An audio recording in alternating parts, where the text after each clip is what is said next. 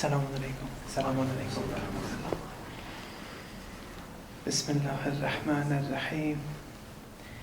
All praises are Allah's, Lord of the worlds.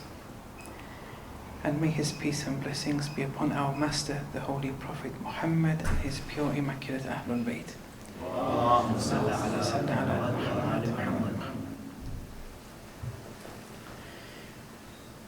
When we scrutinize and explore the different sources in Islam, at least macrocosmically, sources such as the treatises of the Sharia, the du'as, the supplications, the traditions of the Ahlul Bayt, verses of the Holy Quran, on exploration we see that we gradually acknowledge that they all have a common goal. They all have this ultimate objective. And that objective is that they're inviting man to oneself. So you should now have a better idea of what I mean by oneself after the last few days. The I is one reality. It has different realms and dimensions. Infinite number of realms and dimensions. The sources of religion are inviting you to yourself. Depending on your angle and your take, you can go higher and higher. Some people get stuck in the nafs realm, some people in the aql realm, which we talked about yesterday, some people in the qalb realm, and we keep on going. But it's inviting man to oneself. And also, it's inviting one to disassociate from outside oneself. I'll give examples later on of what I mean by this common objective. But this is a very important statement. It's a slogan of the Urafā.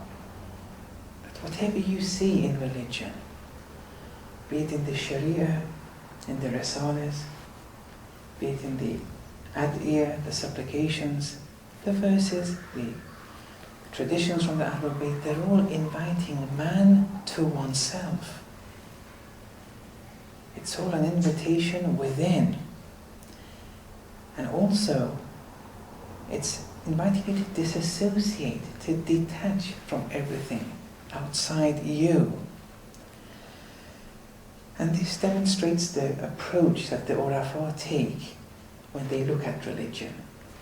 There are different approaches, different methodologies of how one looks at religion.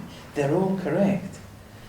They're all based on standard principles. They're not just any willy-nilly principles that they've taken. But the approaches differ, and that's okay. There's no need to panic there. And I'll give examples of what I mean by this soon, later on. But the first important lesson to take from this motto of the Urafā, it's quite an important lesson. And that's the fact that man is not essentially, man is not intrinsically a social animal. Now, that may go against many of what the theologians say, and what many of you may have read in books. That's okay. As I say, the take differs. Depends on what your underlying principles are. When you see religion as just being an invitation to the self and detaching from everything outside you, this is the first important lesson one takes here. That man is not a social animal. That's not the case, essentially.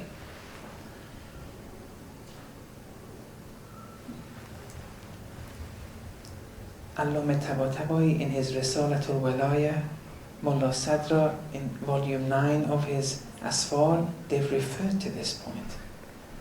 That no, man is an individual being. And his journey is within. He's not a social being. And if he does have to relate with neighbors, go to the butchers, go to the architect. It's all done out of necessity. Because man is weak, essentially. This weak, dependent creature, out of necessity, it needs food. Out of necessity, it needs accommodation. And therefore it's as if man is coerced out of necessity, out of compulsion to go. He has to find a builder for the house, a grocery for the food. Because of his weakness, he has to go. And since out of his weakness, he's not essentially a social animal, but because of his weakness that he essentially is, he goes out and he has to socialize. But that's out of necessity, not that it's part of his nature. And then when he socializes, now Islam comes with a list of social rules of transactions, how to execute one's economy, buying and selling, and so on and so forth. Islam comes with a set of rules in relation to society. However, all these rules, these socio-political, judiciary rules that Islam has brought, even that, ultimately, according to the Urafa, is for the betterment of man to explore oneself and to know oneself. Even social rules, it's based on this principle. So one can get to know oneself better and also to detach oneself from outside oneself. This individuality that we're claiming, that the Urafa are claiming that man is manifested clearly in the hereafter, where in the hereafter it's only you and your actions. There's no physical mother, friend, work, food, nothing to do with the physical realm anymore. It's in the barzakhi realm and onwards. It's all you and your actions that you acquired and incorporated here will be manifested in all succeeding immaterial realms of existence. But it's individual. The hereafter isn't collective and social as we see it today in this physical realm. It's a different realm. It's a different manifestation.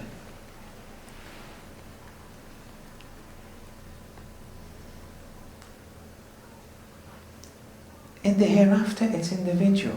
I'll show one or two verses of the Quran which may demonstrate that. In chapter 19, verse 95, وَكُلُّهُمْ آتِيهِ يَوْمَ الْقِيَامَةِ فَرْدًا. All of them will come on the Day of Judgment alone, individually. And also the verse which says, لَا تَزِرُ وَازِرَةٌ وِزْرَ أُخْرَى, no bearer of burden will bear the burdens of another. Well, that doesn't apply in this physical world. For example, I may actually bear the burdens of my neighbor if they burden me. If I have bad friends, for example, in this world, this principle, this Quranic principle, that no bearer of burdens will bear the burden of another, that applies in the hereafter. Why does it apply in the hereafter? Because in the hereafter it's only you and your actions. Heaven and hell are a dimension of the embodiment of your actions. It doesn't matter what others have done now in the hereafter. No one will bear the burden of another in the hereafter. Only them and their actions. See this principle of individuality in the hereafter, it's evident. That doesn't mean you won't see your father, mother, Amirul Mu'min and so on and so forth.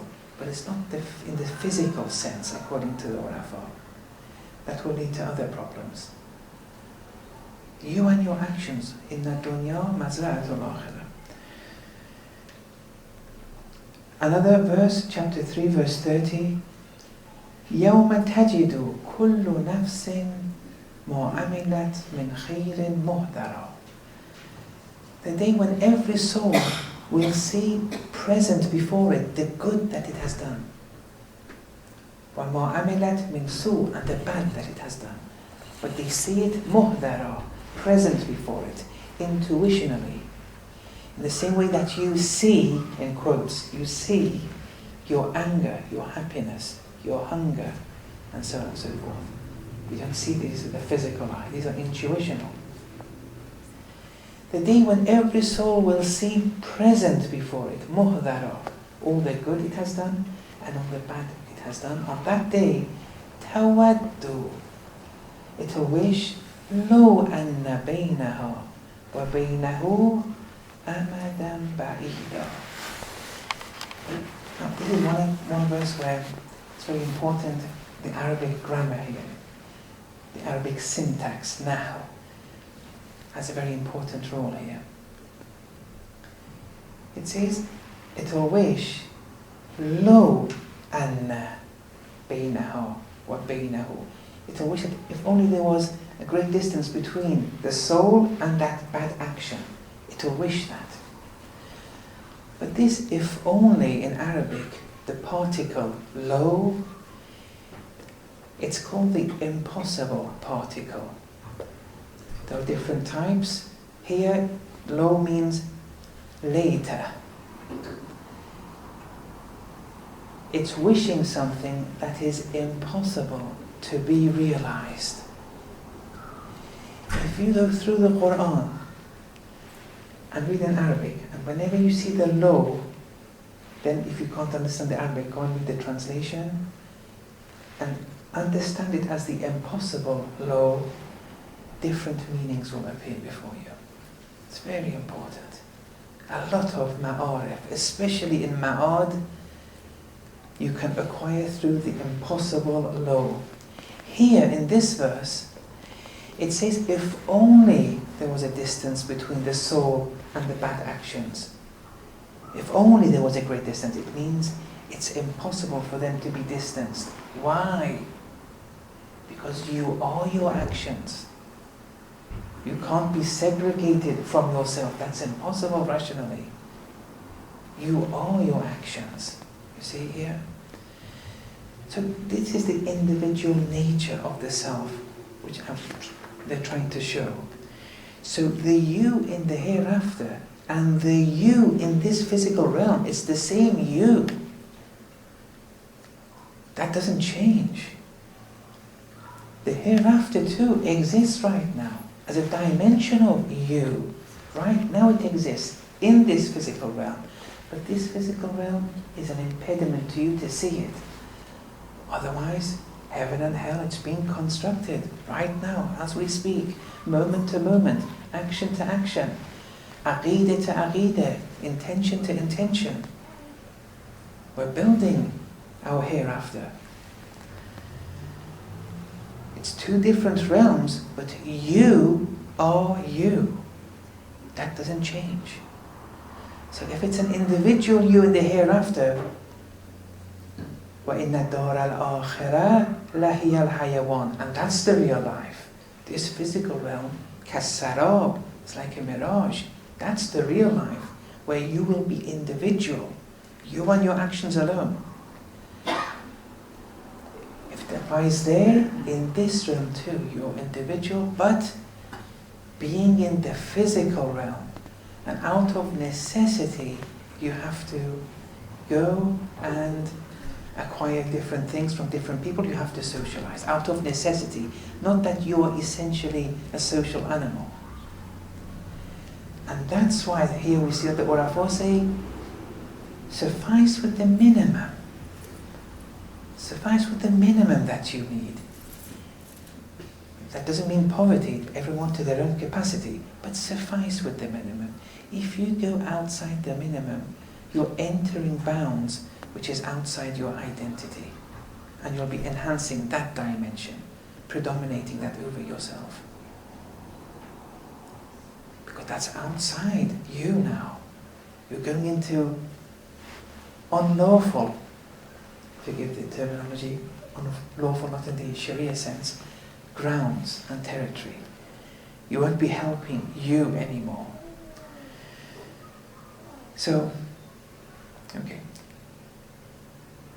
Now just a few examples of how different sources in our religion have invited us to the self and or to disassociate from outside ourselves. One is the month of Ramadan. It's very straightforward. This not eating, not drinking, not associating with certain halal partners in a particular manner. You see, it's all differentiating everything. It wants you to get closer to you yourself, to explore within. Those things that you used to do even out of necessity, the eating, drinking, the mating, all this, no. Focus on yourself now for this many hours.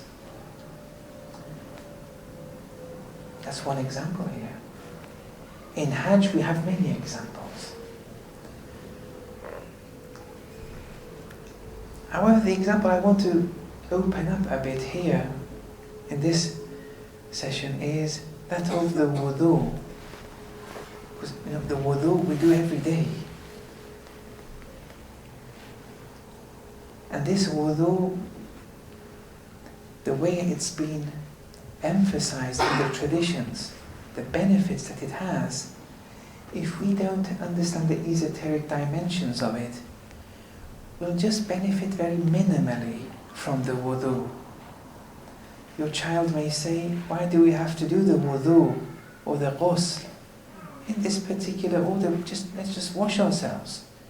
But if you tell your children the wudu is just for hygiene purposes, that question they pose will be a good question actually. What are you going to answer then? You see, you have to try and explore and understand some of the inner dimensions that Islam has in these superficial actions. Go beyond the letter of the law. The letter of the law is just a minimum. The same with the ghusl. What are you going to tell them? They can have a shower in any particular order. It may be even more clean than the way the ghusl is done. You've just told them it's for hygiene purposes. That's not going to satiate their questions and their inner needs.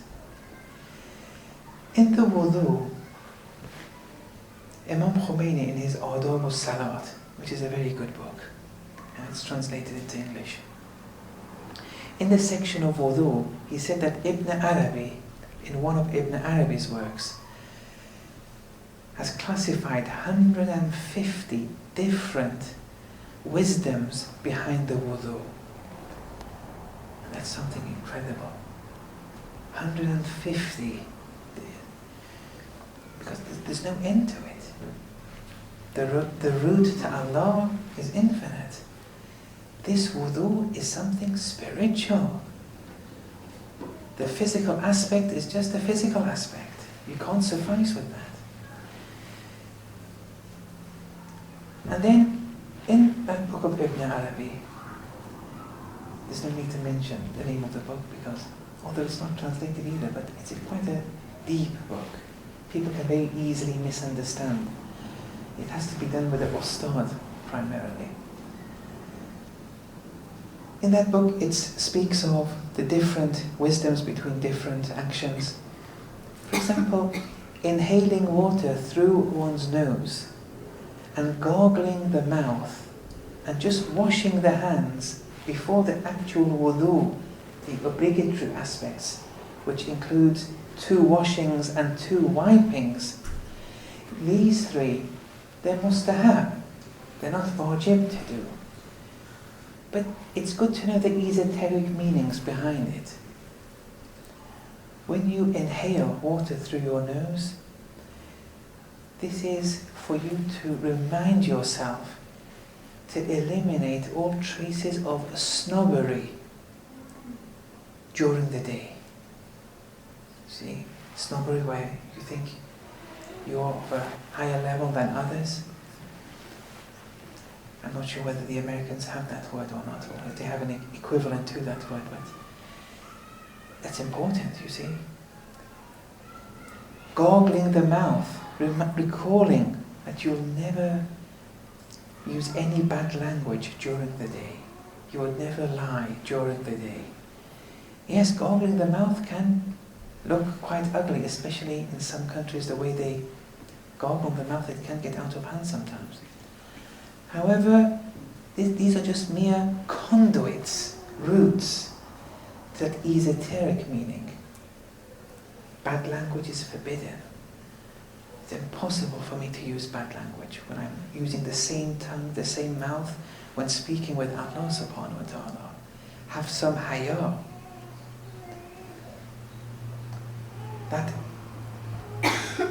That knotting of the tongue of Musa alayhi salam wasn't a physical knotting. Musa alayhi salam had haya before Allah. After speaking with Allah, now he wants to speak with Pharaoh. His haya was too much, he can't accept this. It's difficult for him. How can someone speak with Allah then speak with a khabith like Pharaoh? Not that there was a physical knot in the mouth and there was an obstruction in the mouth, no. These things have been entered into religion.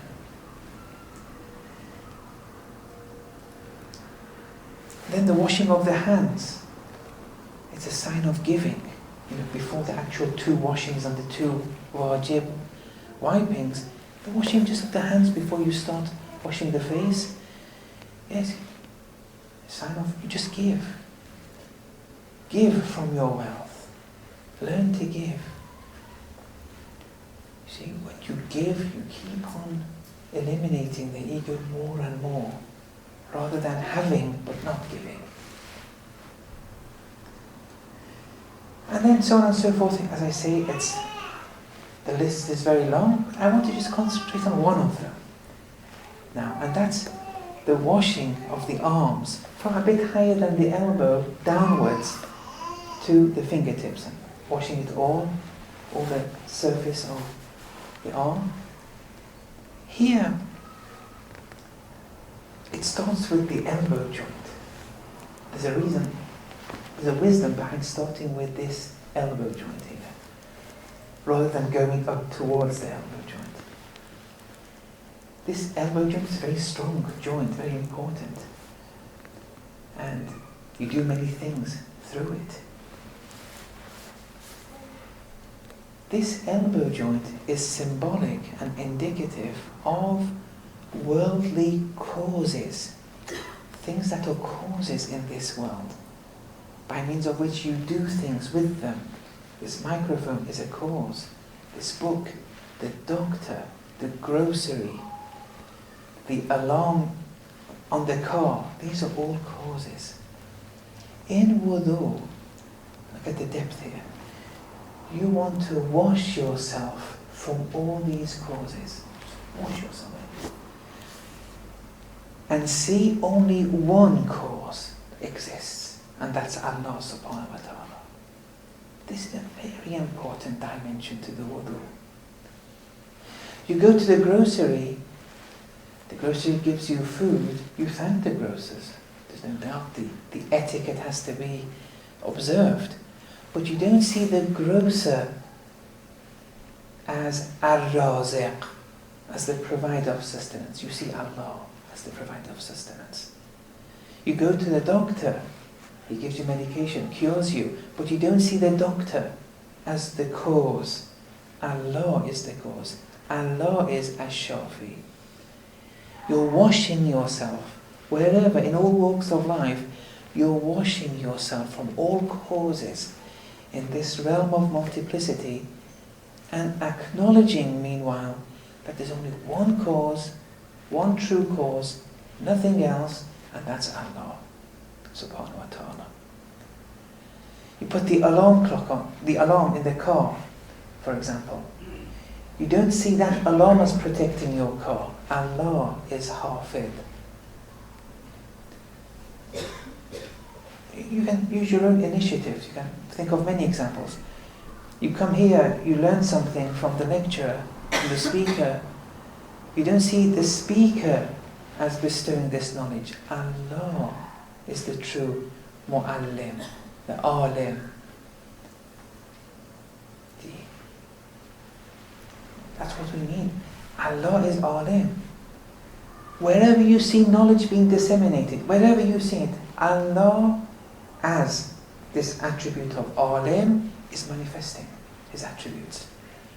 Wherever you see sustenance, Allah's raziqiyya is manifesting. Allah's attributes are everywhere, manifesting, moment to moment. كُلَّ يَوْمٍ هُوَ فِي شَأْنٍ. It's all Him. Moment to moment, manifestation to manifestation. In dimension, manifesting. And that's a very important part of the wudu. When you do all these things, or some of them, see, when you do the wudu, now when you do the wudu, so this washing in this direction from this place now has meaning now. Now it's not about wudu, it's not about just washing yourself. You see the difference? It's not about washing oneself now, it's much more deeper. You stick to the letter of the law, but you observe the esoteric dimensions. Now you're growing.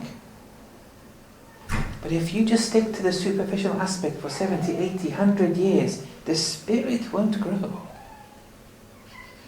And if it does grow, it's minimum. But we want to grow. And now we can understand some traditions which emphasize the greatness of the wudu. Only now where we begin to understand them. I'll just recite one of those traditions here. It's a sacred tradition where Allah says, Man ahdatha wa lam yatawadda faqad jafani. Whoever's wudu is nullified. For example, one goes to the toilet, for example, or one sleeps. See, even sleeping here, even the nullifiers of the wudu, there's a meaning why. See, it's a conduit to something esoteric. Don't just look at the nullifier, the physical aspect of it, for the physical sake of it. Here, the sleep is a conduit. It wants you to recall the greater sleep that you may drown yourself in whilst in this world. Wake up. And nasun niyamun. Man is a prophetic tradition. Man is asleep. إِذَا مَاتُوا intabahu. When man dies, they wake up. Otherwise, man is drowned in this world. This wudu, when you sleep, the wudu becomes nullified. Why is the sleep nullified? It wants you to recall the greater sleep. Wake up. Anyway, whoever's wudu is nullified, through sleeping, going to the lavatory and so on and so forth, وَلَمْ يَتَوَضَّأْ فَقَدْ جَفَانِي. So whoever's wudu is nullified, and they don't execute the wudu after their wudu becomes nullified, Allah is saying this, they have abandoned me. When Allah uses the word abandoned me, He uses the phrase abandoned me, it means they've just entered their own spiritual downfall. They've distanced themselves from me. As a result of distancing themselves from me, they're going to fall spiritually. They're not going to grow. وَمَنْ أَحْدَثَ وَتَوَضَّأَ وَلَمْ يُصَلِّي رَكْعَتَيْنِ فَقَدْ جَفَانِي. Whoever's wudu is nullified, they do the wudu, but they don't pray 2 units of prayer after the wudu. They have abandoned me. Okay? At the end, I'll explain all this in more detail. وَمَنْ أَحْدَثَ وَتَوَضَّأَ وَصَلَّى رَكْعَتَيْنِ وَلَمْ يَدْعُنِي فَقَدْ جَفَانِي. Whoever's wudu is nullified, they do the wudu, they do the 2 units of prayer, but they don't supplicate before me, before Allah. they've abandoned me. There's still not going to be spiritual growth here. However, وَمَنْ أَحْدَثَ وَتَوَضَّأَ وَصَلَّى رَكْعَتَيْنِ وَدَعَانِي, someone who, when their wudu is nullified, they do the wudu, do the 2 units following it, then they supplicate before me, they do all that. Meanwhile, وَلَمْ أَجِبْهُ, and if I don't answer them, فِي مَا سَأَلَنِي مِنْ أَمْرِ دِينِهِ وَدُنْيَاهِ, if I don't answer them in that which they asked for and they supplicated for, in relation to matters of the dunya and their religion, okay, matters of the world and matters of religion, if I don't answer them, فَقَدْ جَفَوْتُهُ, verily I would have abandoned them. وَلَسْتُ بِرَبٍّ جَافٍ, and I am not an abandoning Lord. Oh. So here, if you do the wudu, now don't do this every time your wudu is nullified. Practice with once a day. After many weeks, practice twice a day, and stick with twice a day. Don't do more. Because, you'll burn the motor. It's like Salatul Layl. Many people, they do Salatul Layl for a few weeks, and then they give up totally for many years. Even Salatul Layl, you have to go through it slowly. Maybe 2 units every day, 2 units every week. Don't play around with these things. Don't do the mustahabbat tastelessly. If you do the mustahabbat tastelessly and out of habit, you're enhancing one's ego. The probability is very strong. And you may not even acknowledge that. The wajibat, no, that's a minimum we have to do. The mustahabbat, we have to go through it slowly and surely. And that's why most people, they break with the mustahabbat sometime or other. People like Ayatollah Burujani, the late Ayatollah Burujani, for example, would do Salatul Layl every Thursday night, once a week, but he never let go until the end of his life. See, that persistency is important, not that intermittent way of acting.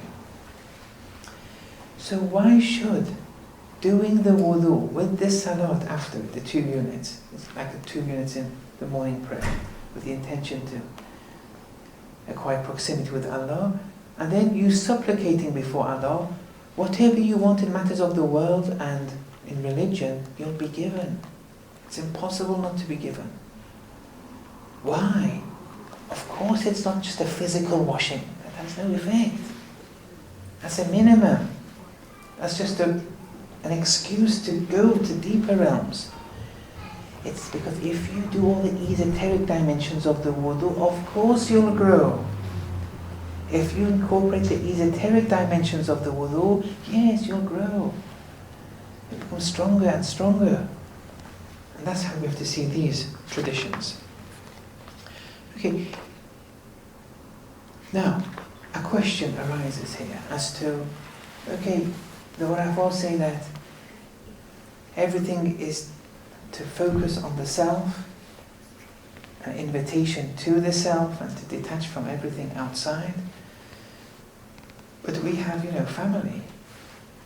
We have wives, husbands, children, a workplace, studies, friends, neighbours, all these.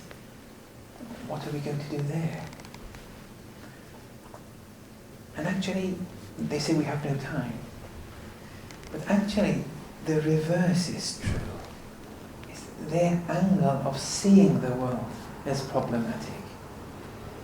But whatever is, from friends, neighbours, family, work, studies, they all can and should be used as a conduit to recalling Allah. It's just the problem is that we get drowned though in these physical things and we forget Allah subhanahu wa ta'ala. And that's where all the problems grow. Don't search for free time. I'm searching for a time where I have no family, let the children grow and go, and let me be retired, for example, or let it be a Saturday or a Sunday, let exams finish. You see, all these are excuses. You have to reach Allah through all of these things. These are conduits to Allah. Don't fool yourself, because even if you do find a free time, even then you won't work on your spirituality. If you don't work through these things, when there are no such things, you won't work through them a posteriori. You see? These are just excuses. Everything. There are means to Allah through all things. Now, inshallah, I'll speak more about how the wife, how the husband, how the children can be used as conduits to Allah subhanahu wa ta'ala. Inshallah, from tomorrow I'll speak about family issues and we can work things there. So we're not really allowed, spiritually speaking, to say that due to all my preoccupations, I can't focus, and so I'm waiting for some free time. Here we have traditions that read, La tantadir khulu wal ba. Don't wait for free time. That's not how we work in this world. Because if that free time were to come, you'll be dormant and stagnant anyway. When you can't reach Allah through the different things in this world. It all depends on your take. If you forget Allah though, as a result of attaching to the physical realm, you will forget yourself. Chapter 59, verse 19, وَلَوْ تَكُونُوا كَالَّذِينَ نَسُوا اللَّهَ. Don't be like those who forget Allah when they're married. Don't be like those who forget Allah when they study. Don't be like those who forget Allah when they eat. Don't be like those who forget Allah in anything. Because if you do forget Allah when you study, marry, eat, and so on and so forth, what's the result? فَأَنْسَاهُمْ أَنفُسَهُمْ. They'll be made to forget themselves, where religion is all about you, inviting you to yourself. You'll be made to forget it. أُولَٰئِكَ هُمُ الْخَاسِرُونَ. And these people, they are the losers. They've lost out. The potential they had, they've lost out. They're even worse than animals, according to some verses of the Quran. Now, detachment doesn't mean avoid the marital life, avoid studies, avoid work. No. It's a form of spiritual detachment where you have all these things. You may even have a big car, big house, all these expenses. But you detach. You don't forget Allah in all these things. And inshallah, tomorrow we'll speak about different family issues and we can go through how Allah can be reached through the wife, through the husband, and so on and so forth.